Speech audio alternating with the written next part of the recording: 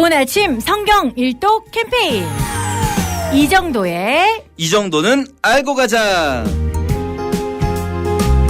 자, 좋은 아침 이 정도는 알고 갑시다. 여러분 이제 그 여름 휴가철도 거의 이제 마무리가 됐어요. 그렇죠. 여름 휴가 조금 이렇게 쉬셨던 분들도 네. 이제 다시 한번 마음 다잡고 시작하면 좋을 것 같아요. 쉬었던 분들이 많이 계세요. 예, 그렇겠죠. 그 더위에도 정말 하루도 빠지지 않고 보내주신 분들도 계십니까? 그럼요. 와. 네, 계시는데 빠지신 분들도 많이 계세요. 물론 안 보냈다고 해서 안 읽으신 건 아니겠지만 그럴 수도 있죠. 네, 어쨌든 우리가 다시 한번 예. 또 힘을 모아서 가을 맞이 성경 읽기 캠페인에 계속 마음을 다잡을 때입니다. 좋습니다. 자, 예레미야 읽고 있습니다. 13장부터 17장까지 오늘 읽을 차례인데요. 네. 이 13장에서 이제 예레미야가 우리 이사야 때도 그런 거 있었는데요. 선지자가 이제 이상한 행동을 하는 것들이 있습니다. 상징적 행위. 네. 뭐 보통 이제 예언자의 상징 행위 뭐 이렇게 말하는데 이사야 같은 경우에 기억나실지 모르겠는데 빨개 벗고 다니기. 맞아요. 뭐 이런 거 있었어요. 네. 그렇죠.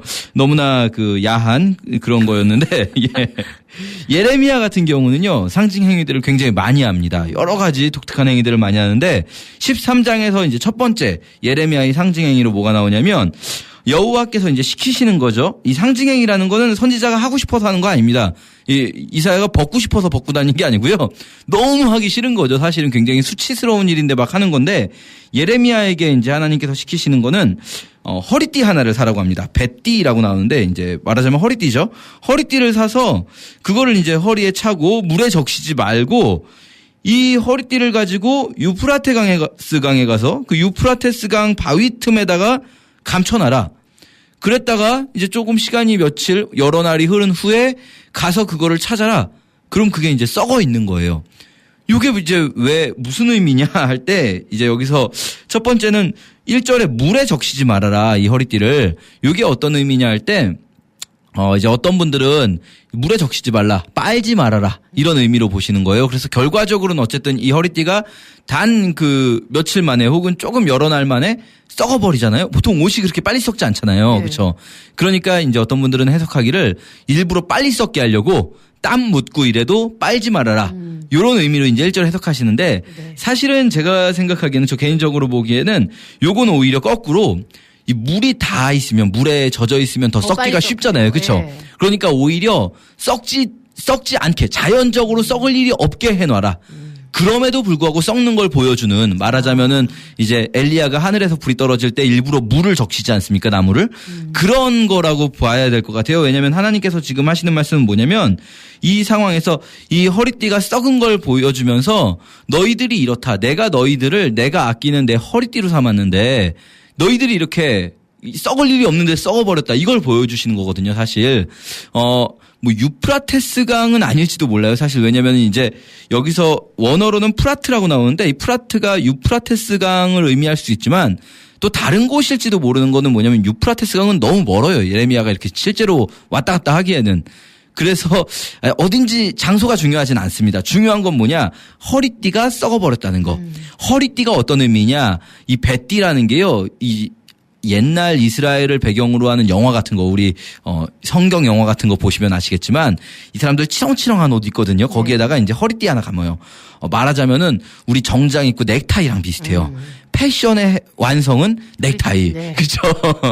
패션의 완성은 허리띠. 네. 요게 이제 드러내 보이는 거거든요, 자신을.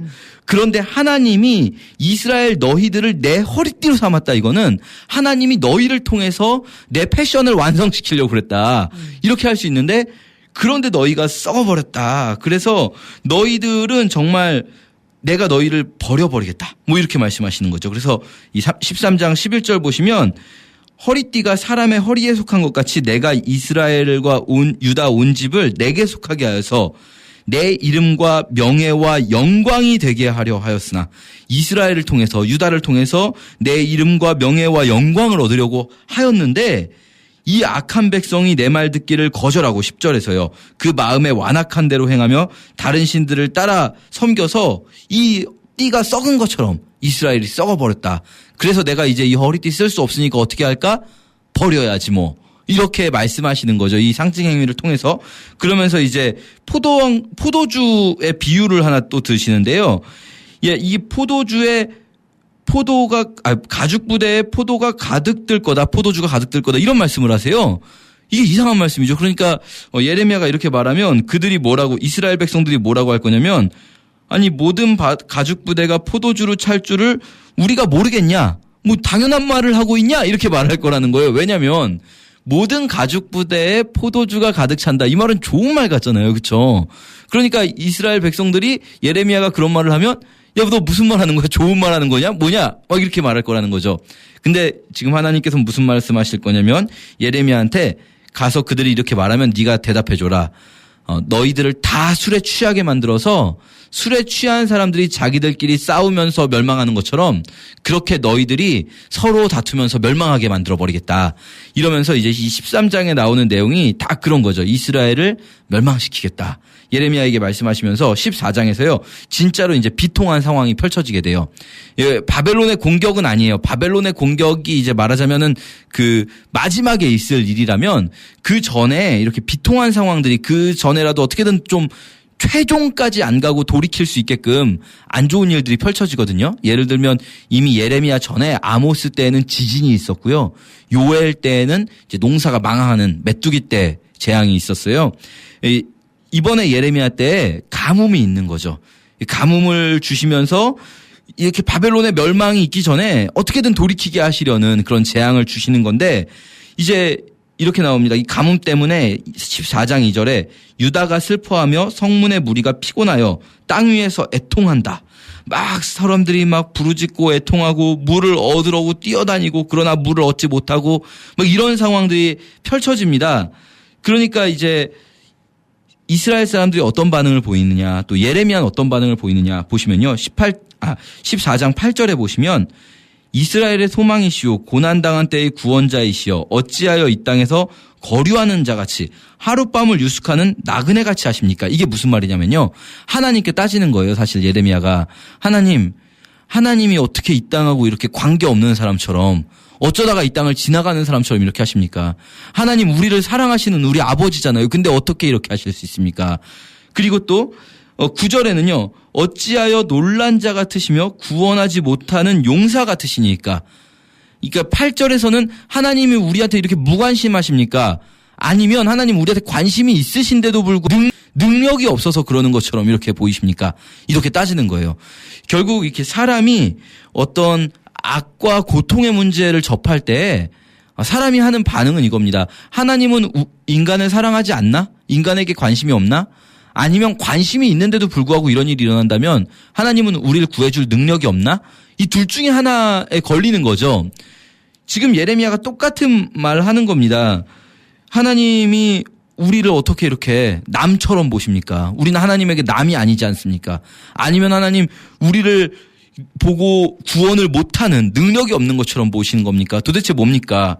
문제는 뭐냐면 이게 현실인 건 맞아요. 현실만 보면 이렇게 보이는 게 맞아요.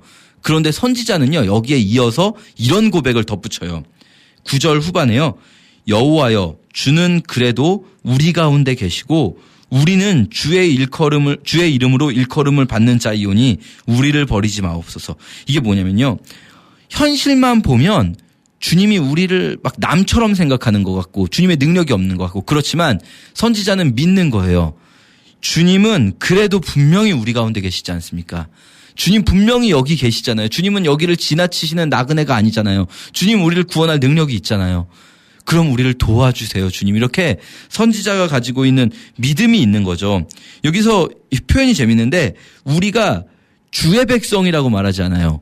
주의 이름으로 일컬음 받는 백성이라고 그래요. 이게 무슨 말이냐면 실제로 주의 백성은 사실은 아니죠, 지금 아닌데 그런데 어쨌든 사람들이 우리를 부를 때 뭐라고 부르느냐 이거예요. 우리가 주의 이름으로 불려지는 백성들이라는 거죠. 예를 들면 이런 거죠. 우리 그리스도인이라고 불리는 우리들 중에 교회 다니는 우리들 중에는요. 분명히 모든 우리들이 다 정말 주님의 뜻대로 잘 행하지는 않고 있을지도 모르고 어쩌면 우리 중에도 예수를 믿는다라고 말하고 자기도 그렇게 생각하지만 사실 주님이 모른다 하는 사람이 있을지도 모릅니다.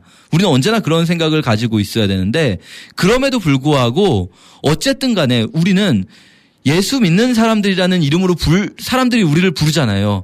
우리는 주의 이름으로 일컬음 받는 백성, 그리스도인들이지 않습니까? 예레미야는 지금 그거 가지고 하나님한테 말하고 있는 거예요. 하나님, 우리가 욕 먹으면 그거 우리만 욕 먹는 거겠습니까? 하면서 하나님께 막 얘기하는 거죠. 이제 사실 지금 이 부분 잘 읽어보시면 앞으로 이제 쭉 펼쳐지는 게 하나님하고 예레미야가 약간 씨름하고 있는 거예요. 예레미야는 하나님 이러면 안 되잖아요. 도와주세요. 하나님은 아니 난 정말 망하게 할 거야. 너희를 망하게 할 거야. 막 이렇게 말씀하시고요.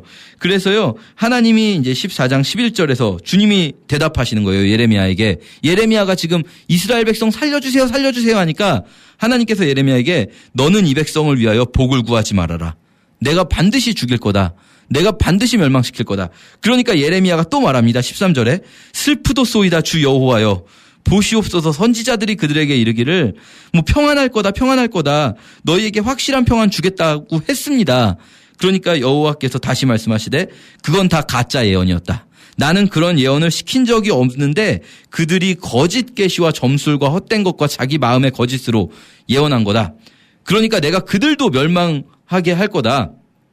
그런데 하나님께서 이런 말씀을 덧붙이세요. 미워서 이스라엘 멸망시키는 게 아니라는 거예요. 예레미야에게 이해시키는 것이기도 하죠. 17절에 이렇게 말씀하십니다. 너는 이 말로 그들에게 이르라. 하나님의 말씀이에요. 내 눈이 밤낮으로 그치지 아니하고 눈물을 흘리리니 이는 처녀 딸 내 백성이 큰 파멸 중한 상처로 말미암아 망함이라. 예레미야에게 말씀해 주시는 거예요. 내가 멸망시킬 건데 나라고 마음 편한 거 아니야. 내가 지금 밤낮으로 눈물을 흘리면서 이 일을 하고 있다는 걸 너는 알려라 그들에게 라고 말씀하시는 거죠. 그러니까 이제 예레미야가 또 예레미야도 인정을 하게 되는 부분이 있는 거죠. 여호와여 우리의 악과 우리의 조상의 죄악을 인정하나이다. 20절입니다. 우리가 주께 범죄하였나이다. 그런데도 불구하고 예레미야 또 말합니다.